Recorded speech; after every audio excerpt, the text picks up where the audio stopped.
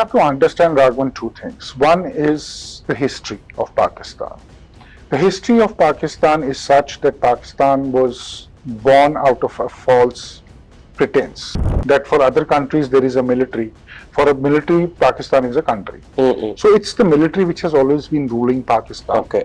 And for the military, the only way to hold power in Pakistan is to portray India as its arch enemy. Pakistan is solely focused on India.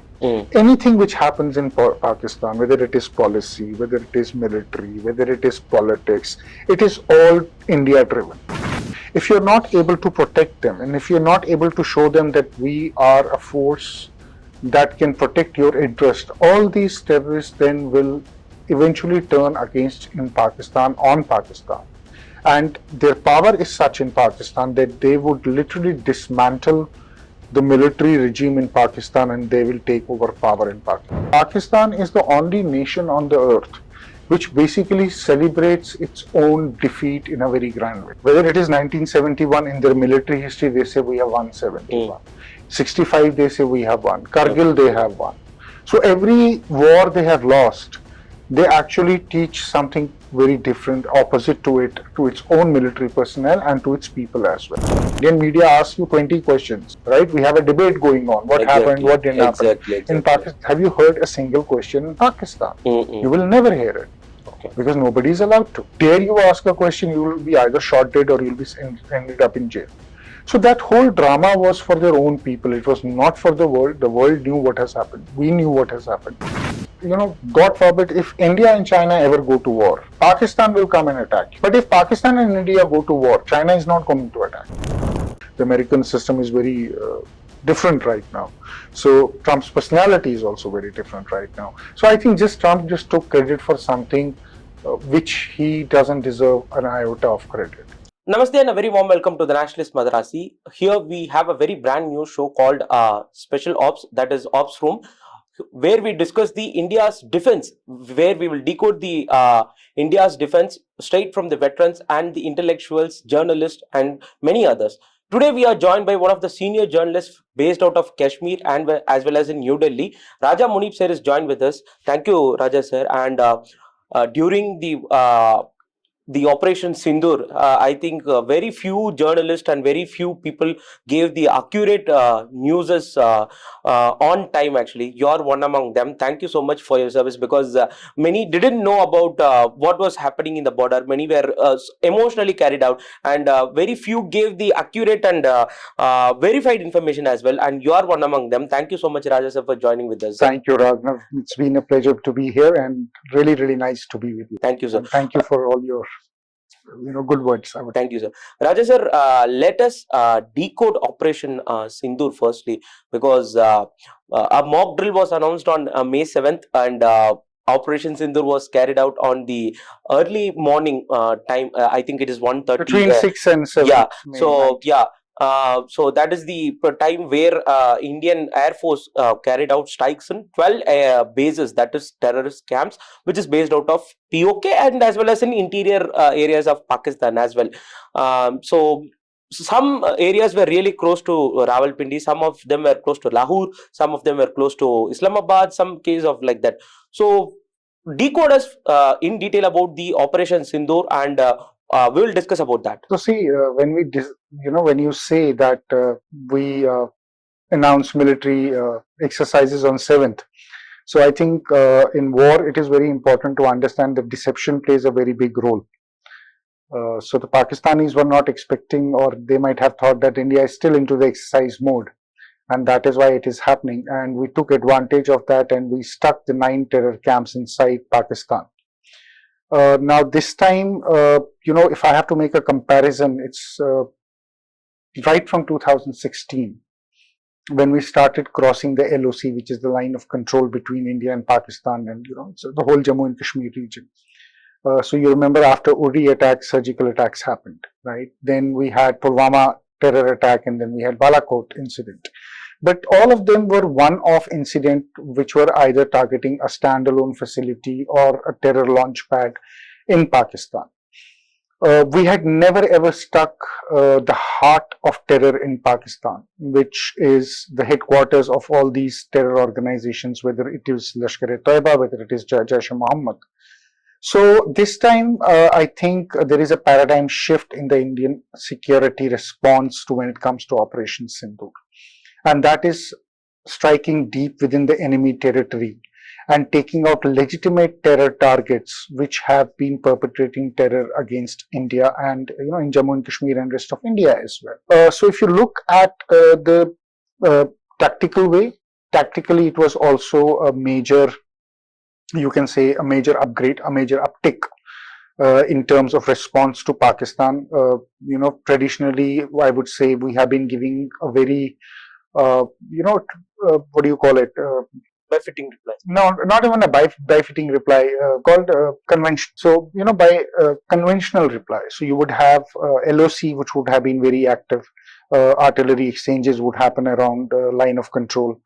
Small gun fire would be fired, max what we had was surgical strikes and this. But this time, striking deep within Pakistan has sent a very strong message, not only to the establishment of Pakistan, but also to those terror organizations which operate with great impunity and confidence within Pakistan. Now, when I say great impunity and confidence, if you look at the Bhavalpur strike, the Jaish-e-Mohammed headquarters there, they were expanding that. The satellite imagery was very clear that they're expanding that facility. Not only that, they were even, creating a swimming pool. They were even just constructing a swimming pool there. So that told you that the ideology, the confidence these terror organizations had within Pakistan, that nobody can hit them in Pakistan, they're very, very safe. I think that completely stands shattered inside Pakistan.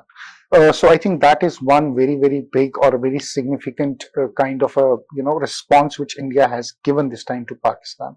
Not only that, I think the way Pakistan then responded and the way then we responded. So they responded with drone attacks and they responded with missile attacks. We shot all of them down. One or two got through, and just when one fell in a field which was empty. One fell on a facility in Udhampur, on a mess, on a side of a mess, so missing their targets. So that told you that Indian superiority conventionally over Pakistan has increased many folds, because the Pakistanis tried to use their air force to launch attacks inside India. They were completely denied it. They couldn't clear the LOC. They didn't cross the LOC into Indian side to bomb or to hit targets in India, military establishments in India. So that told you that Pakistan was put on a back foot the same very, very day. And then as things escalated with Pakistan, as their attacks escalated, I think we struck a very fatal blow by hitting 11 sites in Pakistan. And most of them were their runways and their research capability, research centers, but especially the runways. Now that literally broke the back of Pakistani army and the military, because once you rendered their air defense useless in Lahore, they were defenseless. They had no air defense left. We destroyed those Chinese HQ-9s. We stuck them at Sargodha, we stuck them at Shahbaz base, we stuck them at Jacobabad, we stuck them at Rawalpindi, we stuck them at Lahore, we stuck them even in Skardu at a base in Skardu, we stuck them at Balori. So we stuck Ram Yahir Khan. Or even Noor Khan base, right? So and Noor Khan base is a very prestigious base for the Pakistani Air Force. So is Balori. And so is PF Shahbaz in Jacobabad. So these, because Shahbaz is where they keep their F-16s and their arsenal as well. So I think, we stuck them and we literally made them partially. In some cases, they were completely unoperational. In a lot of cases, they were partially unoperational. So that took away the whiff out of the Pakistani attack. Because Air Force without air superiority, you cannot really escalate to the next level, and that put Pakistani defenses under severe pressure from Indian side. So if Pakistanis would not have called for the ceasefire that day, India would have advanced much further and would have been literally striking, Pakistan at will wherever we wanted to deep inside Pakistan. And that would have literally, put their military into a severe stress. Because with no air force backing, with no navy in, and if you look at during that tenure, Pakistani Navy was operational in very defensive positions. So all their Navy had shifted from Karachi port, Gwadar port, right? So the Karachi was literally open. That's the lifeline of Pakistan. So that told you that how vulnerable Pakistan was to an all-out Indian attack in that case. And that is why basically they went ahead after their air bases were destroyed. They realized that there is no point of escalating this, or they're going to get more punitive and more dangerous for them. And also there is, so they asked for a ceasefire, but also I would like to say one thing more. Not only militarily, Raghva, this time Pakistanis were psychologically also defeated, because Pakistanis since 1971 has never thought that India would be striking. They always felt safe in Punjab. They always felt safe in Islamabad, in Lahore, in Karachi, right? We stuck air base in Karachi, radar base in Karachi as well, a base in Karachi. So they never thought that, they would see something like this. And when the missiles started raining onto Pakistan, you could see panic, confusion, anger, and a sense of defeat on the faces of Pakistan. I mean, there were people who were crying on the road. Few of their, who we call ISPR hawks, who are basically, people who peddle ISPR, or very hardcore Pakistanis, journalists who are, always peddling Pakistani narratives on Kashmir, have a hard policy that we need to give India 1,000 cuts. Even their tone and tenure immediately changed. They said we need to stop and we need to think what's happening, right? So I think that psychological defeat, that psychological damage we did, along with the military damage to Pakistanis this time, I think that played a very, very huge role when it came to Operation Sindoor this time. Sir, there are, as you said, there are 11 bases where India strike down. At no point of time, nobody in the government of Pakistan would have expected India to cross border. Hit rather than POK. That is, maybe they would have thought, okay, India would somewhere hit us in some of the areas in POK, but they would have they would have not thought anywhere somewhere outside the POK areas. But eventually, we know Pakistan.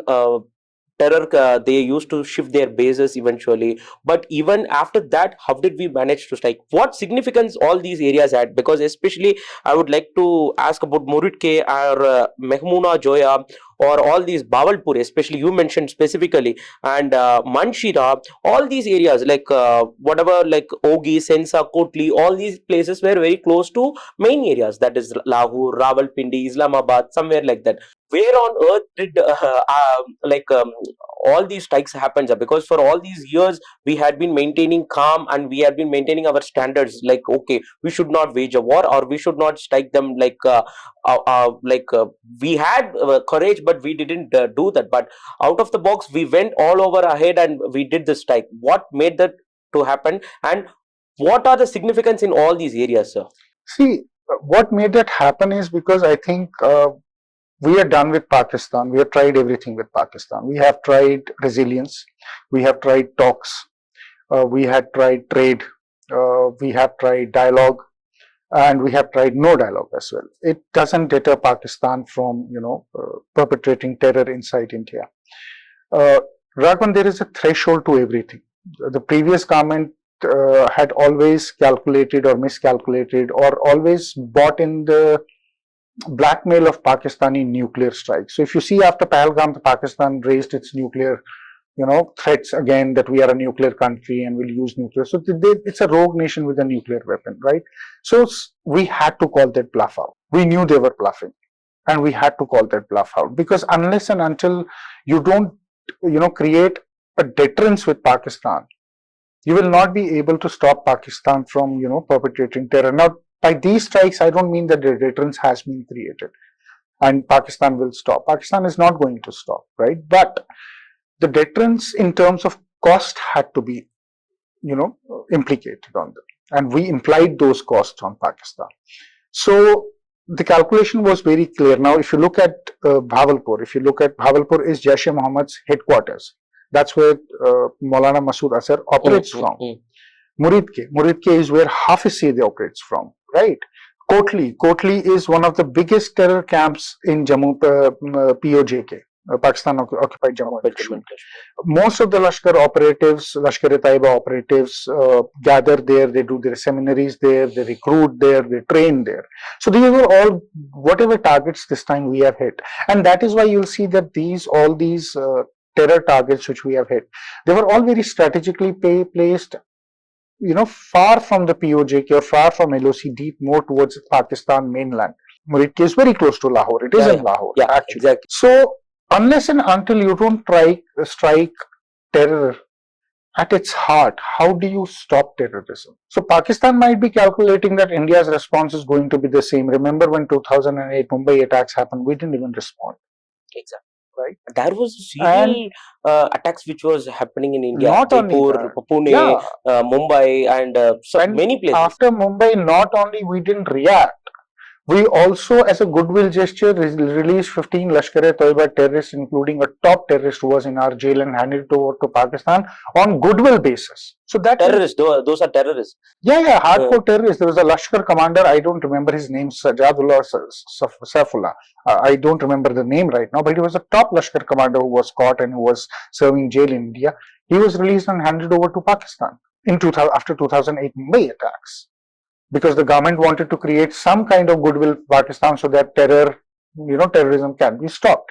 So Pakistan is something which uses terrorism as a state policy. And a country which uses terrorism as a state policy, you have to strike at the heart of that country. And you also have to understand, Raghav, I call terrorism a symptom of Pakistan. The root cause of that terrorism is Pakistani military, the establishment. Okay. Right? They are the ones who have nurtured, made, supported, perpetrated, given international diplomatic cover to all terrorist organizations operating inside Pakistan. And world is a witness to it. Osama bin Laden is the biggest witness. Why would a country do it, sir? In general, because we'll discuss about that since you brought the topic. I thought about, we will discuss about how the intelligence services, that in a later part. But in a country where it is in Asia, everybody knows Pakistan, and in the world also. But why would a country do such kind of a cheap works which would portray them in the international, which would portray or give a negative image in the international level? If any country, let's say if Syria, what happened, we are seeing what is happening in Syria, and any other countries, if they give the coverage to a terrorist or give the shelter or develop them as their assets, what would another country think of them? Or why would a country do that, especially Pakistan in this? What is their main idea of doing this kind of a thing? So you have to understand, Raghavan, two things. One is the history of Pakistan. The history of Pakistan is such that Pakistan was born out of a false pretense. Exactly. Right? Asim Muni's speech on 16th of April, where he said that Pakistan is the second country which is born out of the kalima, is absolutely bunkum. Why? Because there are 55 Islamic countries in the world. Pakistan is, there are 56 Islamic countries, and they're all Islamic countries. So there's nothing special about Pakistan or being only Saudi Arabia, next to Saudi Arabia. So that is a lie. Second thing is, if you look at Pakistan, the Pakistan politics, or let me say that the Pakistan as a nation has survived because of its military. It is the military of Pakistan which has a nation called Pakistan. For other nations, there is, Stephen Cohen says it very well, that for other countries there is a military. For a military, Pakistan is a country. So it's the military which has always been ruling Pakistan. Okay. And for the military, the only way to hold power in Pakistan is to portray India as its arch enemy. So their hatred towards India, see, India is a very big country. We have focuses on multiple things. Exactly. Pakistan is solely focused on India. Anything which happens in Pakistan, whether it is policy, whether it is military, whether it is politics, it is all India driven. Okay. Right. So all these years of anti-India hatred has brought them to a stage where terrorism is a natural consequences of that. Now, if you look, and also, if you go back into the 70s and the 80s, when the Afghan Jihad war started, the Afghan Mujahideen, the rise of Taliban. Taliban came in much later. From that time, they started getting money for raising these kind of organizations. Okay. So by 1990, but there were about 25,000 unregistered madrasas in Pakistan who were recruiting and teaching jihad to everybody from all across the world, right? So Pakistan, what it realized is that the kind of money which started flowing in gave them the opportunity to create this whole terror infrastructure and then use this terror infrastructure against countries as a static state policy. So first they started with Afghanistan, and they were in Afghanistan till about 2021, till Taliban took over. They started against India also in the 80s, if you remember the Punjab insurgency, followed by Jammu and Kashmir insurgency, right? It's still an ongoing insurgency there. So Pakistan has always used terrorism as a state policy because Pakistan thought it will get away because of the way American interest in the region was and the way Americans literally fueled and funded the entire terror infrastructure in Pakistan for its purpose of defeating Russia in Afghanistan. And it didn't stop there, right? So that is why they have been doing this for all their time. Okay, got it. So, as you mentioned about the military is the supreme power, it's not the government or something like that.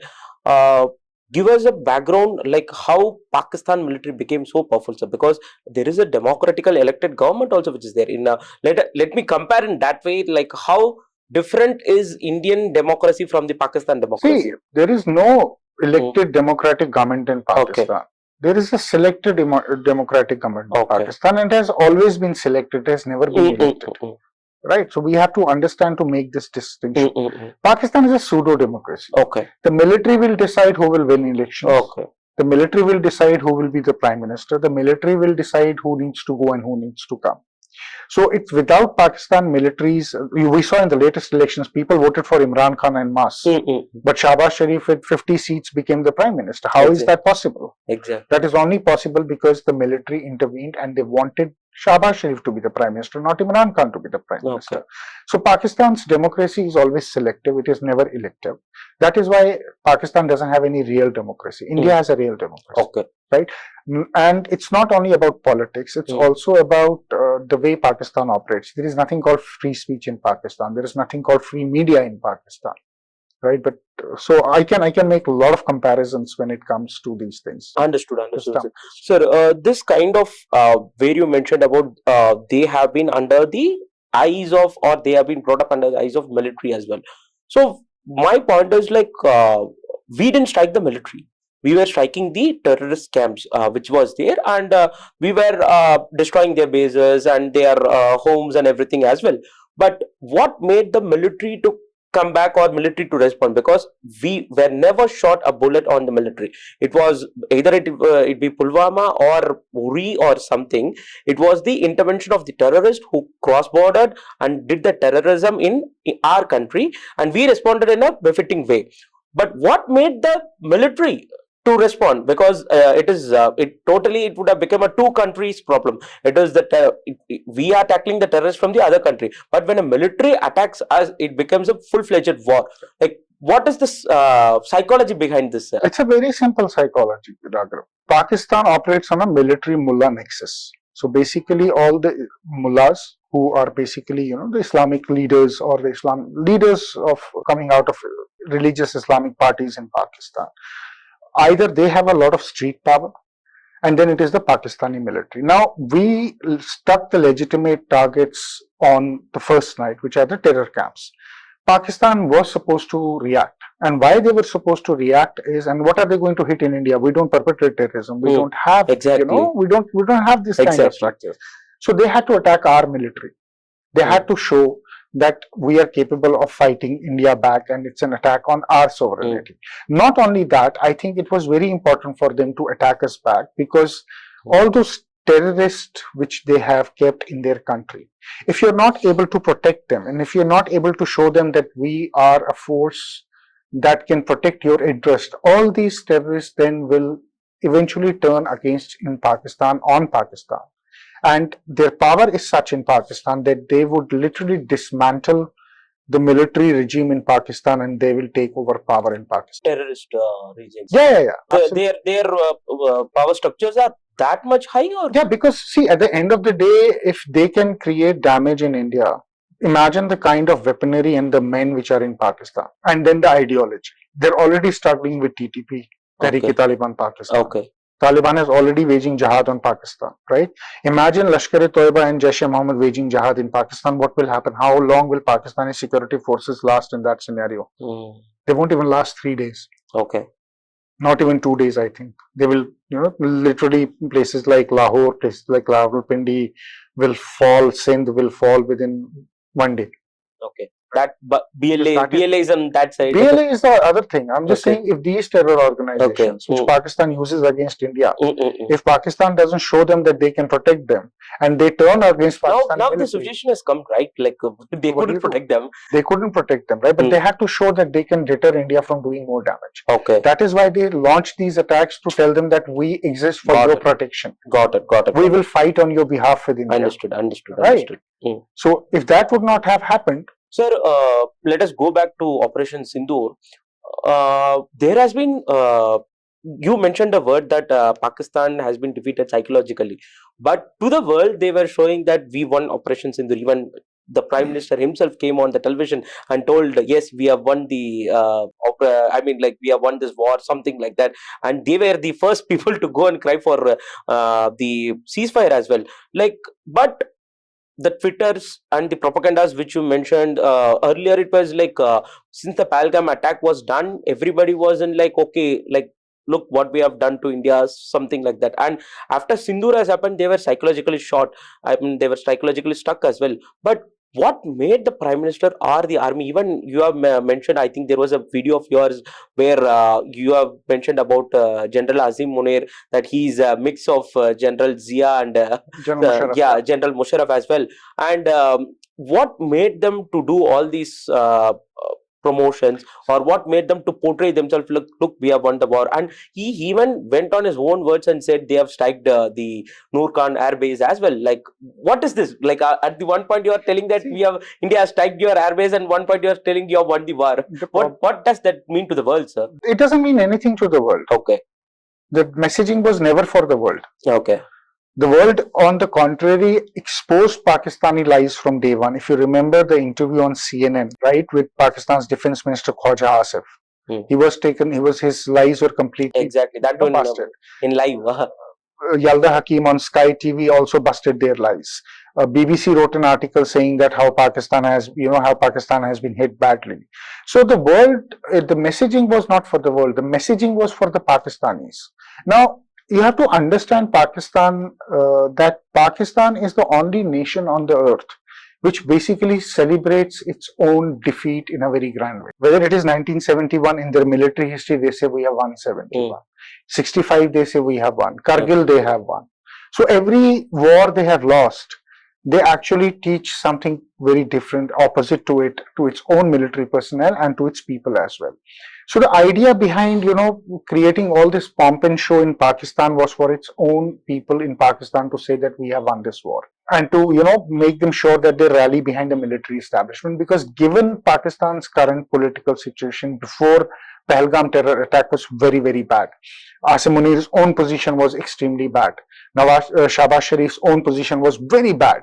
So Pakistan was going through a very bad phase for itself. So they found this as an opportunity to consolidate their own position in their own country, which Asim Munir has been able to after this war.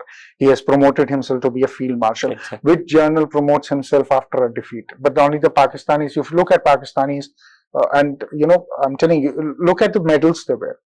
Tell me one war which they have won. What are the medals for? Now, if you go and you check on internet what these medals are for, you will actually laugh, Raghavan, because they are so delusional. And delusional is the right word for this. For serving on LOC, for firing a shell on India, they get a medal. Just to fire. Yeah. So this is the kind where Pakistani military lives in a delusion of its own. And that delusion was very evident this time also. Now, the question I wanted to ask Shahbaz Sharif was that you said we avenged 1971. But you say 1971 we won. So did you avenge or did you win it? Which one was right? Right? For 20 years you said, no, Kargil, we never did Kargil. Then Munir comes and he says, yeah, our men went into Kargil. It was the Pakistani regular army. So for 10 years you say something, after 10 years you change the statement. It will again happen. So it was only for their own people because Pakistan media is censored. X is completely censored. Social media is censored. Okay. Pakistani media is not a free media, is not an independent media. Indian media asks you 20 questions, right? We have a debate going on. What happened? What didn't happen? In Pakistan, have you heard a single question in Pakistan? You will never hear it. Okay. Because nobody is allowed to. Dare you ask a question, you will be either shot dead or you'll be ended up in jail. So that whole drama was for their own people. It was not for the world. The world knew what has happened. We knew what has happened. But Pakistanis wanted to celebrate their own defeat once again. So good luck to them. Understood. Sir, let us talk about the air defense preparedness from our side, because it was we who started Operation Synindor and went till Bawalpur and hit them and came back. But they couldn't cross our borders. At the max, they tried somewhere in Jammu and No, they tried in Delhi. We shot down a missile in near Sirsa in Haryana. Yeah, Sirsa in Haryana. We shot down their drones and missiles. Yeah, drones they were trying. Even border areas, I think in Gujarat also they were trying Bhuj to. Also, Yeah, Bhuj, everywhere. They tried I think. Rajasthan, Yeah, they tried Jammu Kashmir, they tried Punjab. Yeah, Amritsar, everywhere. Even the Gurdwara, Bangla side, they want. So, where are air defense preparedness? Because as we said, it was on the mock drill day we strike down them, but weren't they prepared? My first question is, weren't they prepared? Because in our side we were entirely prepared. Whatever it comes, we shot all of them. I think there were no civilian casualties which happened in our side as well. Except in Poonch, if I'm not casualties in Poonch. Yeah, we had casualties in Poonch, that is in a LOZ area. But how massive was our air defense preparedness? Ours was very massive. I think we don't give enough credit to this government, and we should now, is because the way in last 10-12 years we have developed our own indigenous capabilities of our defense. Now, if you look at the way Akash Tir worked, right, it's a part of an AD system, or the Ilyusha guns we have, the IL-76 guns which we use, refurbished and fixed them for drone warfare. We have S-400, right? And so if you look at Indian air defense system, it's a 3-tiered defense system. And I think it's one of the best when it came to be proving its worth. Israel is known for having an Iron Dome. I think we were better than Iron Dome, because even in Israel, when Iranians lost missiles and rockets, few of them hit the target. In India, we shot them 99% of them down, right? So I think our technology superiority was for all to see and all to believe. And the way we have built our defense capabilities in last 10 years, I think salute to DRDO for that. Honestly, they've done a tremendous job, a fantastic job. Now on Pakistanis, if you look at Pakistan, they were operating the Chinese HQ9. They don't have their own. They had Turkish drones, right? But then Turkish drones are very mediocre drones. They are not very high-end drones. Turkish drones have been used between Russia and Ukraine. So the Russians had already, taken down the Turkish drones. So you already had information on how to deal with the Turkish drones. They're already exposed, right? So they're not a major threat to you. Same happens with the Pakistani defense system. They had these HQ9 Chinese or HQ11 Chinese defense systems. You are technologically far more superior. They could not detect BrahMos. So your BrahMos missile is far more superior than what the Pakistani's defense capabilities are able to happen. That is why you were able to take them out immediately. So the Chinese sold them junk. They bought the junk, and it just couldn't work. That tells you how technologically superior Indian warfare is as compared to Pakistan's still. Got it. Sir, reportedly on the early morning or in the morning of May 7th, there were reports from our Indian media itself that Indian jets were shot. So what does that has to deal? Actually, we have certain newses that from the Indian Air Force has shot, or the Indian Defense Preparedness has shot the Pakistani aircrafts as well. So what is the news there? Because we haven't had the accurate news from their side, and we wouldn't get that also. So what had actually happened? I want to bust this thing that we lost aircraft. When you are at war, you will lose material. Losing material doesn't mean you're losing a war. Exactly. Right? How much Americans lost in Afghanistan, or how much have Israelis lost in Gaza, or how much have Russians lost in Ukraine? How much men material they have lost? So the argument that just because you've lost a plane or you lost two aircrafts, you're losing, I think it's a flawed argument in itself. I mean, when you are at war, you will lose men, you will lose material, you will lose machinery. But saying that, I think we also have something called this fastest finger breaking news syndrome, where we don't completely verify, but just to, have clickbait audience coming in faster and faster, we want to just keep on going. Now, there were a couple of drones which were shot down, and if you look at those drones and their engines, one drone which we shot down of Pakistan also on Srinagar airport, if you look at the imagery, you'll think that, oh, it's an aircraft which has been brought down because of the rotor and all that. Understood. So, so a lot of people are not trained to understand the difference between a drone or aircraft. So we did lose. Okay, in Srinagar, when they started about an air crash, later when the images came, we saw that it was a fuel tank which was dropped, that went down and that caught fire. Okay. So fuel tank drop only happens when you go into an active combat mode. You drop your fuel tanks. You want to, go into a what you call thrust, afterburner thrust mode. You drop your additional fuel tanks and you're ready to go ahead, right? So there was a lot of misinformation which was coming in. Now, when you come to Pakistanis, one thing is for sure, and I've seen those images myself. They did lose their aircrafts when they hit their runways, because we hit their reinforced bunkers. One of their C-30s was burning on Noor Khan Air Base. So Pakistan did lose that.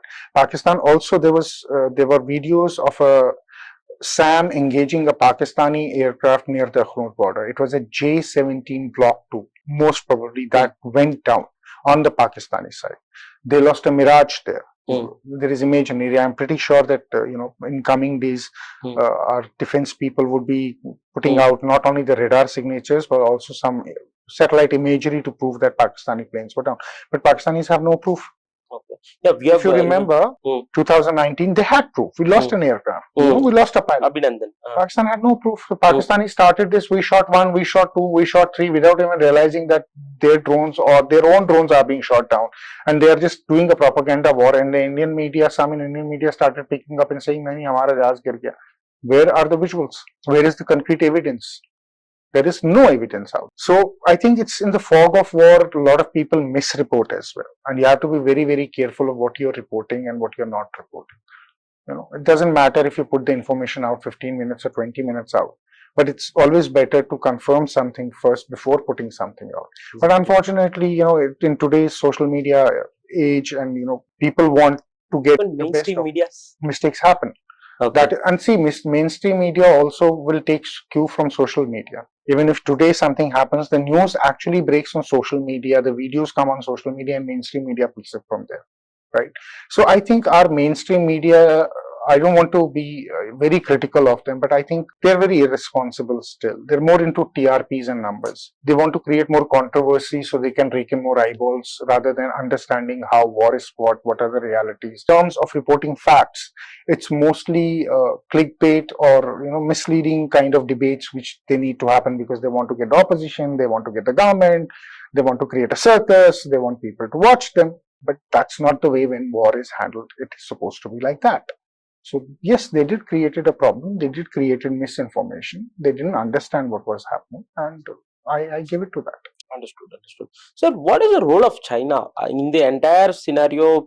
They were looking very silent. What is the role of China in this entire 1 month, sir? There is a lot of talk about they were silent, but why did you think the Chinese will make the noise? Why is there a perception that India and Pakistan, if they go to war, China is going to help Pakistan? Or China will step in with its own men.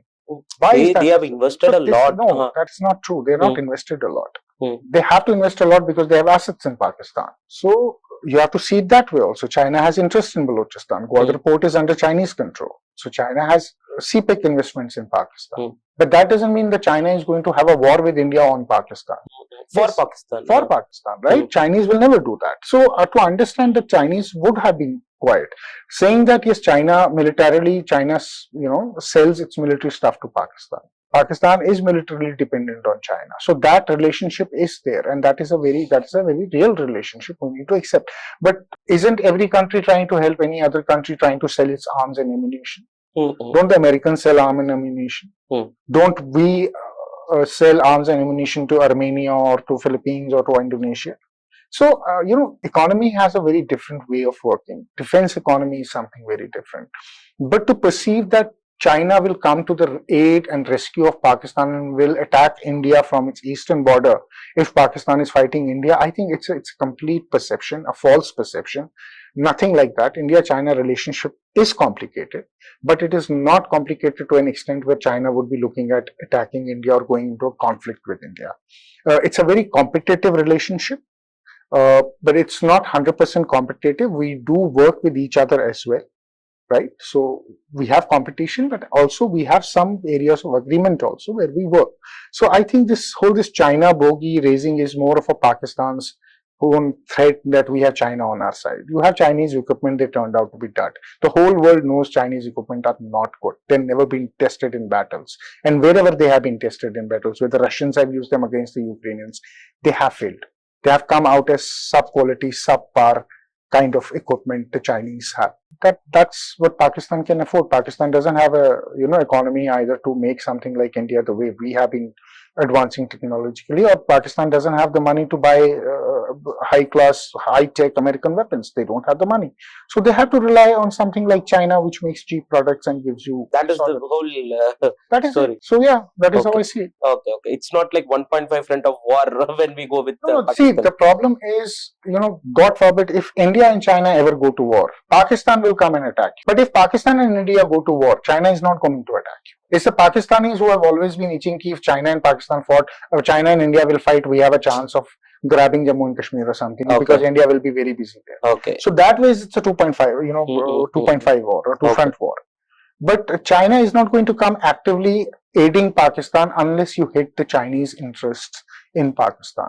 So let's say, for example, we came to a position where we overran deep into Pakistan, trying to take over the CPEC, because see, at some areas from the borders between LOC and CPEC is only 60 kilometers difference. It's not very far. Gilgit-Baltistan, Skardu, all these areas are all along the line of control. So had we overrun Pakistani positions, we would have been overtaking all those. That is where the strategic interests of Chinese are as well. So if that is the, if it reaches to that extent, then Chinese might intervene. But in these kind of things, I don't think China would be, looking to intervene. And it's not that China has a very strong relationship with Pakistan. There are a lot of challenges. Look the way Chinese are suffering in Balochistan because of BLA, and Pakistan is not able to stop them. So the Chinese are also not happy with the Pakistanis. Pakistan is not repaying its loan to China. But Chinese are not happy about that. There are a lot of factors which come into these things. Sir, what happened on 2 days after Operation Synindor? Because eventually there was one tweet which is coming from US President Donald Trump that I spoke to both the countries, that is Prime Minister Narendra Modi, and to the Pakistan side as well. They have agreed for a ceasefire. In Indian side, we told it as an understanding and a temporary understanding between India and Pakistan, because we know that they won't be going for a ceasefire, or they won't agree for any kind of negotiations, or they will continue this, because we have been dealing them for decades and years. And so what happened exactly, sir? Because many told that we were going under the pressure of United States, and after that, Prime Minister Narendra Modi came on live and told that if it is going to be either a talk with Pakistan, it is going to be on terror and on POK. So he mentioned it clearly that we are not under any kind of negotiations or ceasefire. But when President Trump took all these things, it was showcasing as he is trying to mediate these issues, or he is trying to solve, because it is not new that President Trump is coming forward to deal these kinds of issues. Either in his first term itself, he has openly asked Prime Minister Modi, if you want any kind of negotiations for Kashmir, I am ready to do that. So then Indian side, we categorically told that that's a bilateral issue, that's an internal issue as well. We will manage from our side. So what President Trump did, and the world, I mean, from the Indian side or from the Indian community side, there has been mixed emotions that we should have went for a full-fledged war and finished the terror bases over there. So these kinds of like emotional and matured statements have come from various kinds of people. Like, what is your take on that, sir? See, I'll tell you something. If you look at Trump, right from his first presidency, he has always been anti-war. And since he has come back, he has always tried to give this image that he wants to end wars in the world. So if whether it was Ukraine, Russia, the meditation, he said, oh, I have meditated everything is going to stop. The truth is that nothing stopped. He failed. At least he tried. He failed. Yeah. Let's be very honest, right? Let's analyze this. Same with when he was running for elections, he would say that if I would have been the president, the Israel-Gaza conflict would finish in under a month. It has not ended. There is no ceasefire. He said that I would deal with Iran and everything would be fine. He could not deal with Iran. Things are still very bad. Trump has this thing of where he wants to take credit that he's able to do this. So what actually has happened is that, see, we all wanted to finish Pakistan off. We knew that we have the capability to crush them more. Sentimentally, yes, we want that because we are tired of Pakistan's continuous terrorism for so many years, right? So we want to give them a blow. But you have to understand what happened is once their air bases got hit and they severely got compromised in their military capability to respond to India, because then, once you've hit somebody, you have put them down. The next logical step is to give them a knockout punch. So you could have indulged your military, and we didn't even indulge the Navy. Think if Indian Navy would have been involved, what would have happened to Pakistan? Army as well, not full-fledgedly. Army was still at the elo. Yeah. Right? So the Pakistanis then started thinking that if the army offensive starts, they have no airplanes or they have no backup to support their men on the troop on the ground. Right? So the best thing for Pakistanis was to save their face and say, yes, we want a ceasefire. So the Pakistanis rang up, and if you see the statement of Khwaja Asif and Shahbaz Sharif, they said, we have been trying to talk to America, Saudi Arabia, Iran and Qatar for last 3 days in telling them that we want a ceasefire. From the day one itself. From date one, after we started hitting them, and start talking about it. These are recorded statements. You can go and check. Yeah. Right? So the moment Pakistanis realized that this is going very, very bad for them once again, they asked the Americans to intervene. The Americans told them, please go and ask. Kirana Hills were hit and the nuclear explosion was happened and people have started evacuating from that place. And Nurkan, I think that is closer to that place. Kirana is Balori. Yeah, Balori. So that kind of a thing was happened. There was an American nuclear weapon was there. No, that is all conspiracy. Okay, so all conspiracy. That is all conspiracy. Okay, fine. See, nuclear weapons don't. I'll explain this. Let me explain this first. Yeah, please. Nuclear weapons don't explode because you bomb them. There is a certain threshold required for those fission materials to explode, right? And there was no nuclear leak happening, because if there is any nuclear leak, IAEA is mandated to let the entire world know that there is a radiation leak. You cannot hide radiation leaks. Understood. So there was no radiation leak which happened, and we don't know what was at Kirana. Did Pakistanis exchange and said that Kirana is a nuclear base? They never told us. There is an agreement between India and Pakistan where every year you exchange a list of your nuclear facilities with each other. Okay. And if you if you hit any of the nuclear facilities, one or the other tries to hit them, it's an act of nuclear war. And then they can respond with nuclear war. So nuclear war is not something which is just happening, randomly. It's not a Galika fight. There is very, very serious consequences to it. So Pakistanis never told us that Kirana has a nuclear facility. Okay. So I don't know. Are they hiding, trying to hide? Maybe they are, maybe they are not. Okay. So we don't know, we hit them. Maybe the missile went a bit off and fell on Kirana Hills. It could also have happened, right? But saying that, if you look at the Americans, so what happened is that the Pakistanis desperately called the Americans and said, please get this stopped. The Americans said, please call DGMO. Talk to India. Yeah. Then the DGMO level talks happened. And the Pakistanis called DGMO. Now, we scheduled this ceasefire announcement at 5 o'clock. Trump being Trump, honestly, just wanted to take credit and nothing else. Just want to sound good. Okay. Because he's failed in Ukraine, he's failed in Russia, he's failed in Israel, he's failed with Iran. He knew the Indians will honor the ceasefire thing. So let me take credit and say that I can play a global peace role. Because if you look at Trump, the way he's operating right now, everywhere he's either trying to say that you have to make peace with me and you have to do trade with me and do money with me, right? The American system is very different right now. So Trump's personality is also very different right now. So I think Trump just took credit for something which he doesn't deserve an iota of credit, which he had no role to play in. Right? And I think we have been very, very clear about it. Even today, a foreign minister in Europe has given this very clear statement saying that they called us for a ceasefire, we did a ceasefire, Americans got nothing to do with it. Trump can do whatever he wants to do for his filibuster, but that's not the truth. Got it. Sir, correct me if I'm wrong. Even after the ceasefire is announced publicly, that without their request, we didn't agree for that, or let us call it as a temporary understanding, as something like. Even after that, drone attacks were happening, if I'm not wrong.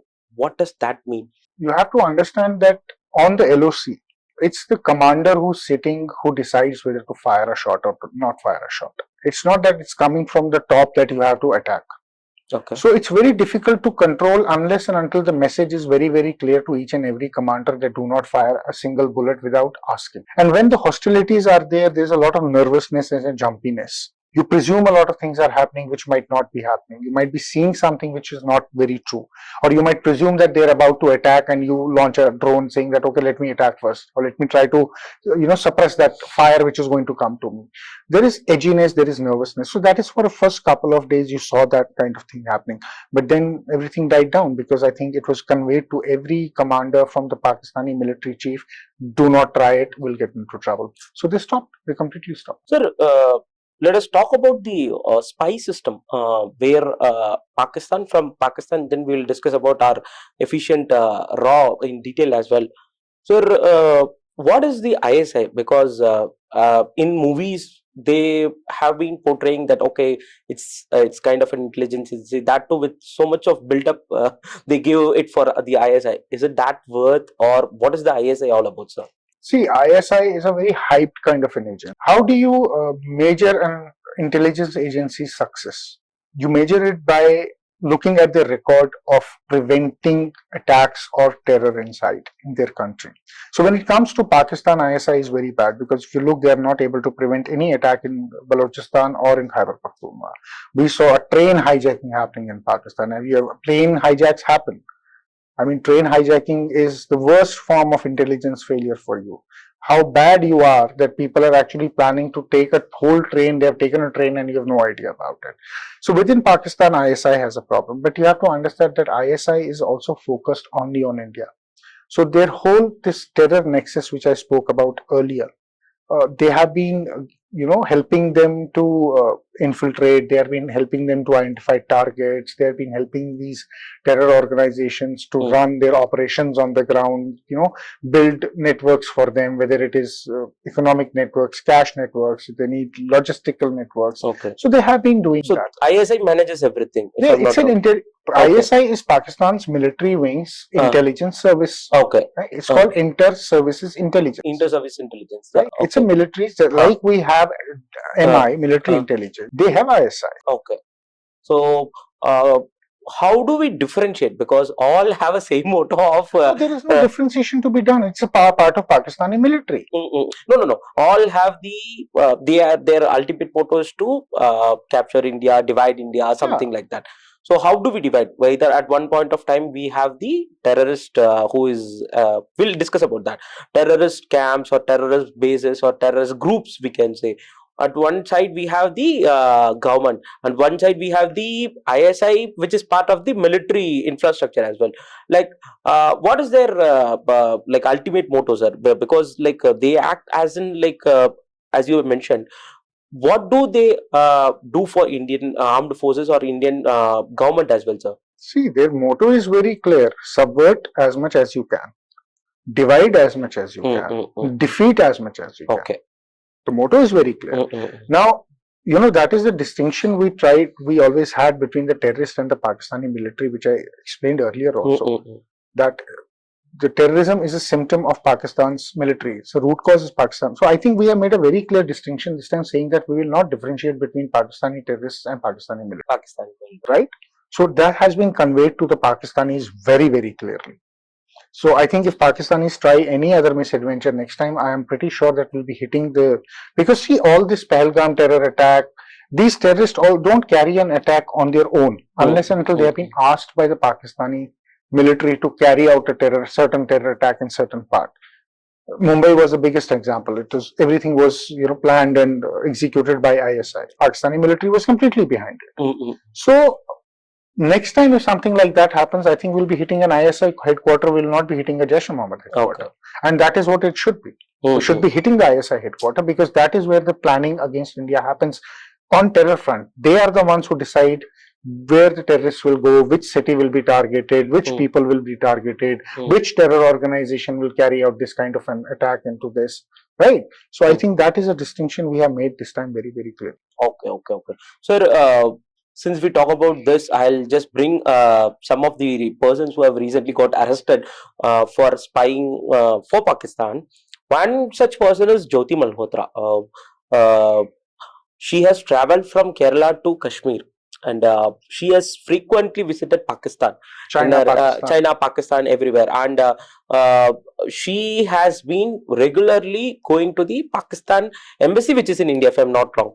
And how do she has been? I think the NIA got a diary of her, if I'm not wrong. NIA or local police, if I'm not NIA wrong. is investigating. NIA is investigating. So how do they develop these kind of people?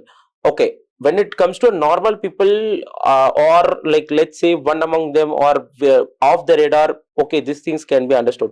But people like Jyoti Malhotra are very much in social media, are very much in YouTube, and she is kind of portraying herself as a traveler influencer. Okay, so how do Pakistan target this kind of people? See, Raghavan, spycraft is not a new thing. It's been since ages. Since war started happening, spies started coming, right? It has also evolved to a level. Now, spying is not only about military installations or, sensitive informations. Being a spy, you have different levels you cross to become a top-notch spy. I urge you and your readers, your viewers, to read about Eleanor Branson. Okay. She was a very high-class, high society socialite of New York who was spying for the Russians for 10 years in US from 2010 to 2020, and she successfully left New York when FBI was about to arrest her. So spies are a part of the game. We also have spies, they also have spies. Now, social media influencers, it's very easy because the problem in today's date is that everybody, a social media influencer, is driven by likes and views. They want content coming out. Now, anybody who's going to Pakistan embassy, one thing is very big with conventional warfare, which is called information warfare, psychological warfare, or narrative warfare, which we all talk about, right?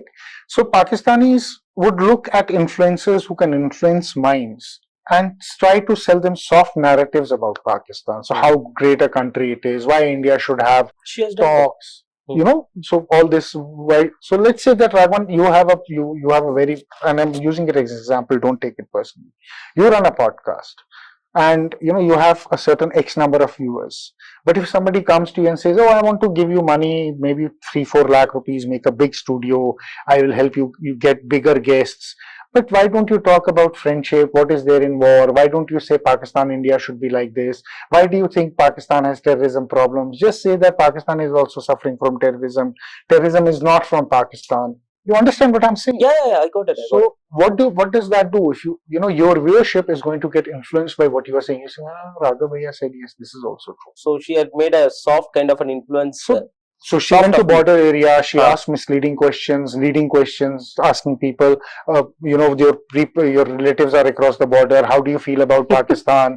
Or how does Indian army help you or doesn't help you? So all that, if you look at now, even Pakistan's dossier, it is all about all those media people who have been, questioning intelligence failure ho gaya, ya army jo India ki hai wo aisi hai. So they look at these out of context answers, they put it together, and then they try to sell a narrative to the world saying that no, we are not the ones. It's a false flag or whatever they want to sell, on their defense as well. So I think that is what happened with Jyoti Malhotra as well. The problem with social media influencers is that they're looking for quick name and fame and money. So in this whole game of name, fame, money, I think they lose the sense of right and wrong. And we have been seeing this on content everywhere. there is very little sense of what is right and what is wrong. For them, everything is right. Whatever brings likes is right, and they don't realize the after effects of their content, that what it is going to create in the society. So I think that is an increasing challenge which we are seeing, and that is what happened with Jyoti Malhotra as well. Got it. So let us talk about our spy networks and our spy operations which we do. And since we are discussing about India Pakistan, I would like to start it with Ajit Doval. Like, he's one of the spy masters who was there in Pakistan for several years, like being among them, one among them, something like that. And how is our spy network So the strong, sir? best spy network is something which doesn't exist, because the Mm. moment you talk about it, Mm. you are actually giving away information to the enemy, where they will then use it to catch your spy. Exactly. So the best spy network is the one doesn't exist. So yes, Ajit Doval is a very strong, has a very strong policy. The Doval doctrine has been very, very strong of dealing with terror in Pakistan. He's dealt very strongly with them. But as I said, I mean, our spy network, I would love to believe that it is very, very strong. That's it. Yeah, I mean, that's it. Okay. If you have anything specific to ask me, I can answer. No, like what kind of operations, like operatives we have apart We from? don't know. Do you know? Okay, so that We don't know what Okay. kind of operatives we have. We don't know what kind of operatives we mm. have. We don't even know if we are operating in Pakistan or not. That's kind of We don't know we are doing, because Pakistan has its own problems. They have enemies in Afghanistan. They have interfaith problem. They have sectarian violence.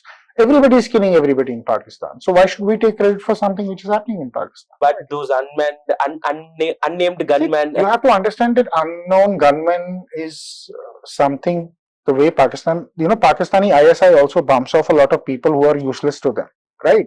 Then you have this Salafis versus Deobandis fighting inside Pakistan at the moment. You saw bombing happening in Masjid Haqqaniya on the Afghan border, right? That was done by ISKP, which is being nurtured by the Pakistanis. So there are a lot of Pakistani terrorists are killing Pakistani terrorists. There is competition with same way in UGC, which is United Jihad Council, where all these Kashmiri organizations fight, because the funding has dried. There are a lot of competition happening between Al-Wadar, Hizbul Mujahideen, Allah Tigers. There are 41 organizations. They are fighting among themselves for a pie as well. So somebody would be bumping someone off.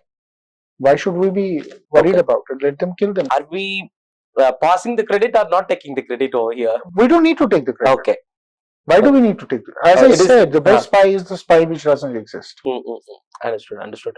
Sir, like, what is Pakistan now up to? Because Taliban, as you said, are pressurizing them. Like, what is Pakistan up to? And give us a glimpse about various organizations, because there are a number of organizations. I think recently also Lashkar-e-Toiba's second hand command has been shot dead, if I'm not wrong.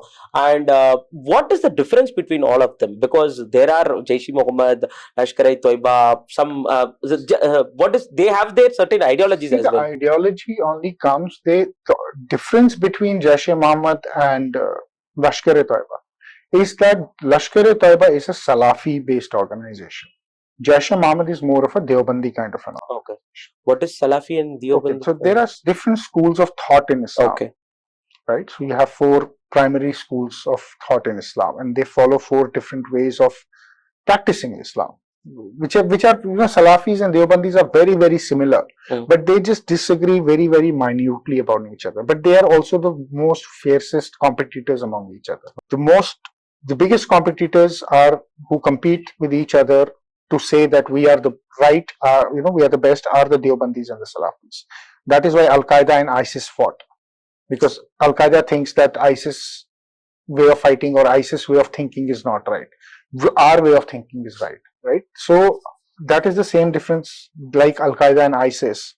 It is Jaish-e-Mohammed and Lashkar-e-Toiba. Now, they do collaborate when it comes to India and when it comes to Kashmir. But they do fight in Pakistan among themselves. Okay, they have internal issues. They have internal issues. Okay. Same way you have Lashkar-e-Jhangvi, which is a very radicalized organization which specifically targets Shias. Okay. The Shia Muslims of Pakistan. Okay. You have about 300 plus terror organizations in Pakistan. It's, to keep track of everything. Then you have TTP. TTP is also an amalgamation of a lot of tribal groups which have come together to fight under Nur Wali Masood, who's the leader of TTP. You have BLA. BLA, I don't count in radical organizations Exactly. because, they don't fight in the name of Islam. They fight in the name of their land. So there is a difference between TTP Exactly. and BLA. But all these organizations within Pakistan, see, when you have fighting among each other, then you have TLP, Tehreek-e-Labad Pakistan, which is the Barelvis. So you have every kind of Sunni Muslims who are divided among themselves in different school of thoughts and who are competing intensely with each other for power. So a clash is bound to happen in Pakistan. So, and that is what is happening in Pakistan currently. What is Pakistan up to? What it has been always up to. There's nothing else which will happen in Pakistan. Unless and until Pakistan's military looks at a reform within itself, breaks the radicalization they have been doing to the people and to their own officers, and let go of hatred towards Hindus and Hindi and India, I don't think Pakistan can evolve or can, change. So Pakistan is up to what Pakistan was up to. But it has its own fault lines, as I explained. And these fault lines are expanding. We are seeing protests in Sindh. We are seeing people unhappy because Pakistani economy is in shambles. They are living off IMF. They have to pay $16 billion worth of, they have outgoing credit which they have to pay to the world next year. They only have less than 9 billion in their reserves right now. They have no economy. They have no manufacturing. They have no exports. They only survive on aids and grants. So it's a rogue economy with a rogue country. It's a failing country with a failing economy. So with a failing country and a failing economy, the result is going to be failure. Okay. And that is what Pakistan is. Sir, eventually now people have started talking about Pakistan into several countries. That is, they have counted Sindhustan or Punjabistan. Yeah, you talk about Punjabistan, Sindhustan, then you talk about Balochistan, you talk about Pashtunistan, then you have Gilgit-Baltistan. That is our territory. Baltistan is different. Yeah. Sort of possibility. Even the Prime Minister has mentioned it is going to be talks on the POK. So I'll put up a question like, is there a possibility of taking back the POK? And what about Balochistan or any other places? You don't need to take POJK. POJK will come to you. Okay. Because the way, as I explained, Pakistan is a failing nation crumbling under its own weight of failures. There will be a time in Pakistan where Pakistan will balkanize. If you look at Khyber Pakhtunkhwa or the situation in Khyber Pakhtunkhwa, Pakistan military has largely lost control. It's the TTP with the Afghan Taliban which actually rules that area, large parts of that area. Same is the case with Balochistan. There are many districts in Balochistan which are being ruled by BLA or they have dominance over Pakistani military. I think there has been a continuous protest for years. Not only protests, but armed attacks on Pakistan have increased. The dominance is so much that Pakistani military cannot go into those districts. They cannot carry out operations in those districts. They literally have street power. They will come on highways. They will come in government offices. They will take over the entire city for good 3, 4, 5, 6 hours. Sit there, check I cards, do everything. So the control is with the insurgents. So if you look at Pakistan, and then there are fault lines, you have Sinds who are fighting for water on Cholistan project, which they want to take a canal out, and the Sindhis now think that Sindh will become, waterless. Okay. Right. So you have protests there. So you have these internal fault lines in Pakistan where Pashtuns don't want to live with Pakistan, where Balochs don't want to live with Pakistan. Same way we have protest in POJK, where POJK people are also protesting, are not happy with Pakistan. So there will be a time when Pakistan will balkanize. In a sense, it will start breaking off, chipping off. And once that chipping off happens, POJK is going to come back to you naturally.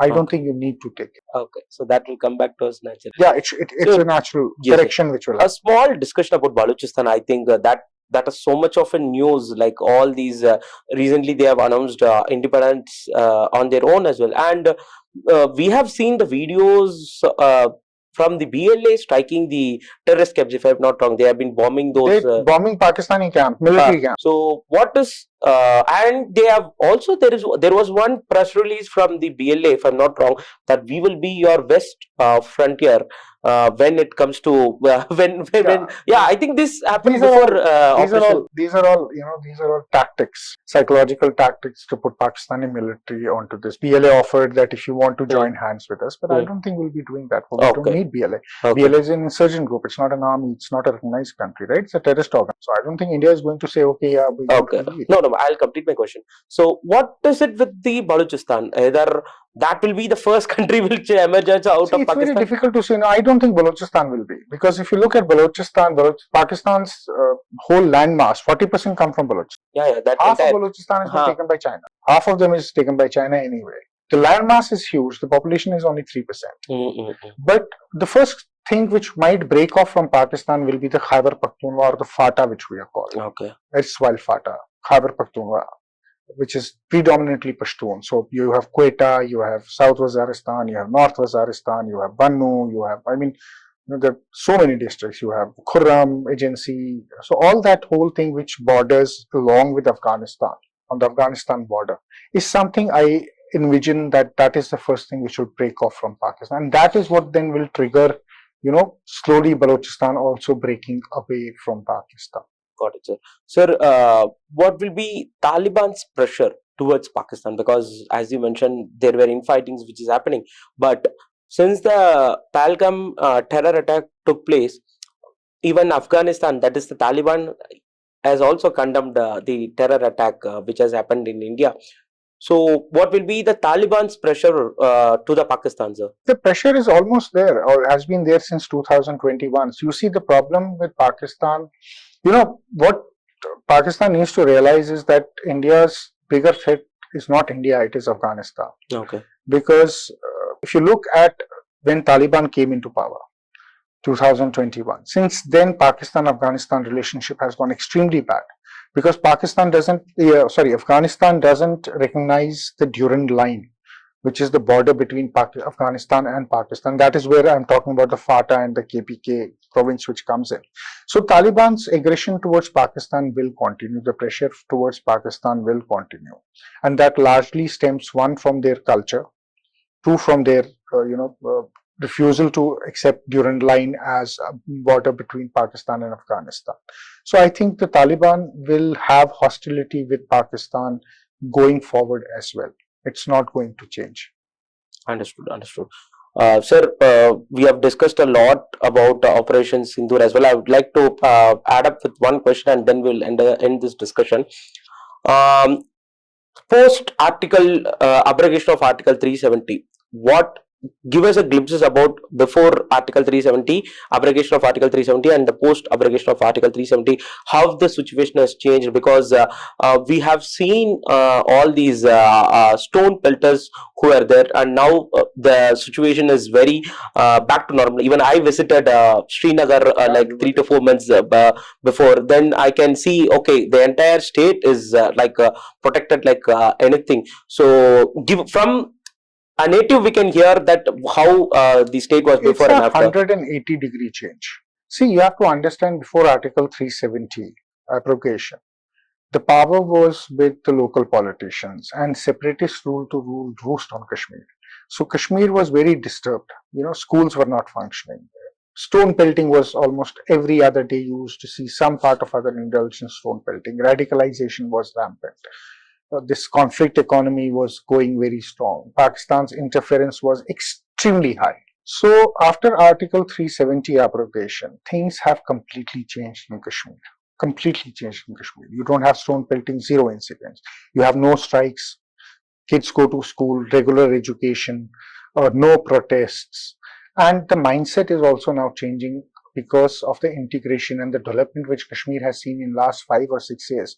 Kashmiris have not seen this kind of a development in last 70 years, what they have seen in last 5 years, right? So people are also realizing that how Article 370 was keeping them away from a lot of things. A lot of government schemes were not implemented. Things are reaching the end user. The old man sitting somewhere in the village is directly getting benefited from a scheme which he never thought he would in his life. It is affecting lives right on the ground, on the people. But to say that everything has changed, I would not agree, because for 70 years, if you live in a conflict, you have a mindset, a certain mindset which comes with it. To change that mindset, it will take us another 10, 15 years. Okay. But important is whether are we on the right path in Kashmir. And that I can say with some good confidence that yes, we are. Things are really, really changing in Kashmir. And it's good to see the change in Kashmir, because the more peaceful Kashmir becomes. Before, the stake of a normal Kashmiri was in violence. Now it is in peace. So the more these stakes in peace increase, it will be Kashmiris who would be, leading this from the front, making sure that Kashmir remains 100%, peaceful. You still have terror operators, you still have sleeper cells, but then that is how, it could be anywhere as well. Okay. It will take some time, but the change to have a massive cleanup. Yeah, massive cleanup will take time, but the change is there, the positive change is there, change in people's behavior is there, change in people's acceptance is there, right? So I think that is something which has really, really changed in Kashmir. So I call it a 180 degrees flip in Kashmir. From what I have seen Kashmir very closely till 2019 to what I see now, it's a tremendous change. It's very nice. Operation Synindor is still on, and that has been told by all the people, senior people in the ministry, military as well, and even Prime Minister has also told that very clearly. And at the time we record this podcast, Prime Minister was in Karni Mata temple, which is known for waging, before going to war, they worship that Karni Mata as well. And Prime Minister also clearly told that Operation Synindor is a new policy which we are going to follow to deal with Pakistan as well. So what is it which is coming up next, sir? Because we had a temporary understanding as of the Operation Synindor is concerned, but we have stressed that Operation Synindor is still on, and there have been even press releases as well. See, the Operation Synindor is on, and it should be on. The idea behind that is one terror attack from Pakistan should not then put us back into a mode where we have to say that, okay, we have to attack Pakistan or we are going to teach them a lesson. You do a terror attack, you'll get an instant response. Not even a day, not even 2 days, not even 3 days, not even 5 days. It will be an instant response. Real-time response. And that is how you deal with Pakistan. So even if you lift a finger towards us, you'll get a slap right there. And I think that is what Operation Synindor is, and that is why we say it's a halt and it's not a complete ceasefire. That's how I see it. Okay, sir. Thank you so much for joining with us, sir. It's a pleasure talking to you. And I request you to give us some regular updates which is happening in and around the borders as well. Thank you so much, sir. Thank you, Raghavan.